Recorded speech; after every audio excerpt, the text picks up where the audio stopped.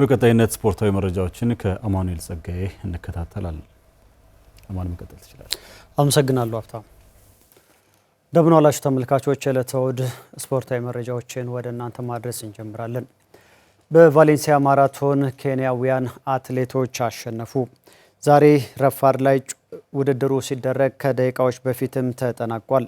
ኬንያውያን በሁለቱም ጾታ አሸናፊ ሆነው ጨርሷል። በወንዶቹ ጆን ኮሪር የራሱን ምርጥ ሰዓት አስመዝግበው በቀዳሚነት ገብቷል። አማኑኤል ጴጥሮስ ከጀርመን ሁለተኛ፣ አውት ክብራብ ከኖርዌይ ሶስተኛ ሆኗል። ገመቹ ዲዳ 10ኛ፣ ሲሳይ ለማ 25ኛ ደረጃን ይዘው ከኢትዮጵያ ጨርሷል። በሴቶቹ ጆሴሊን ቼፕኮስጋይ ከኬንያ በአንደኝነት ጨርሳለች። በቫሌንሲያ ግማሽ ማራቶን አሸናፊ የነበረችው ጆሴሊን ሙሉ ማራቶንም በስፍራው ማሸነፍ ችላለች። የቦታውን ክብረ ወሰንም አሻሽላ ከአማኔ በሪሶ ተረክባለች። አትሌቷ የለንደንና ኒውዮርክ ማራቶን ማሸነፏም ይታወሳል። በሁለተኛ ደረጃ ሌላኛዋ ኬንያዊት ፔሬስ ቼፕቸርችር ስትገባ ፍቅር ተወረታ ከኢትዮጵያ ሶስተኛ ሆናለች። ለአሸናፊነት የተጠበቁትና የውድድሩ ባለክብረ ወሰንና አሸናፊ የነበሩት ኢትዮጵያውያኑ ሲሳይ ለማና አማኔ በሪሶ ዛሬ ከአሸናፊዎች ተራ መሆን አልቻሉም።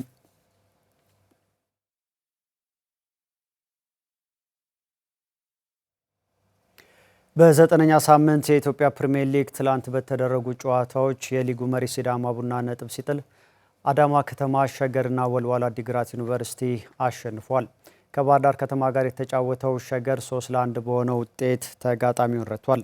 በጨዋታው የጣና ሞገዶቹ በሄኖክ ይበልጣል አማካይነት መሪ የሆኑበትን ግብ አስቆጥሯል።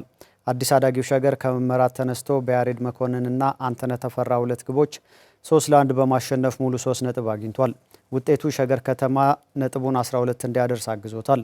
በሌላ በኩል ወልዋሎ ዓዲግራት ዩኒቨርሲቲ በጌትነት ተስፋዬና ስምዖን ማሩ ሁለት ግቦች ታግዞ ኢትዮጵያ ንግድ ባንክን 2-1 አሸንፏል። ይህ ለወልዋሎ በዓመቱ የተገኘ ሁለተኛ ድል ሆኗል። አዳማ ከተማን ከቅዱስ ጊዮርጊስ ያገናኘው ጨዋታ በአዳማ 1-0 አሸናፊነት ተጠናቋል። በመጀመሪያው የጨዋታ አጋማሽ ሙጂብ ቃሲም ብቸኛዋን የማሸነፊያ ግብ ለአዳማ አስቆጥሯል። ድሬዳዋ ከተማና የሊጉ መሪ ሲዳማ ቡናን ያገናኘው ጨዋታ ደግሞ ያለ ግብ ተጠናቋል። ዛሬ የ9ኛ ሳምንት መርሃ ግብር 4 ጨዋታዎች ተካሂደውበት ይጠናቀቃል። አዲስ አበባ ላይ ሐዋሳ ከተማ ከመቻል 7 ሰዓት፣ መቀሌ ሰባ እንደርታና ፋሲል ከነማ 10 ሰዓት ላይ ይጫወታሉ። ሀዲያ ሆሳዕና ከነገሌ አርሲ 9 ሰዓት እንዲሁም አርባ ምንጭ ከተማ ከኢትዮጵያ ቡና 12 ሰዓት ላይ በሐዋሳ ዩኒቨርሲቲ ስታዲየም የሚደረጉ ጨዋታዎች ናቸው።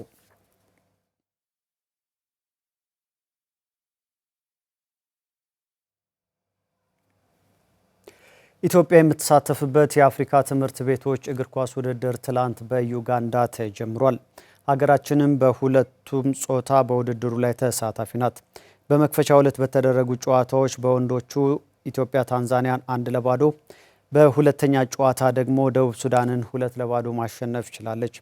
በሴቶቹ ጨዋታ ኢትዮጵያ ጅቡቲን በ10-0 ሰፊ ልዩነት መርታትም ችላለች። ዛሬ ጨዋታዎቹ ሲቀጥሉ በወንዶች ኢትዮጵያ ከሩዋንዳ፣ በሴቶቹ ደግሞ ኢትዮጵያ ከደቡብ ሱዳን ጋር ትጫወታለች። የአፍሪካ ትምህርት ቤቶች ሻምፒዮና ላይ ኢትዮጵያ ከተጫዋቾች እና ከውድድሮች በተጨማሪ በውድድር አመራሮች ተሳትፎ ታደርጋለች።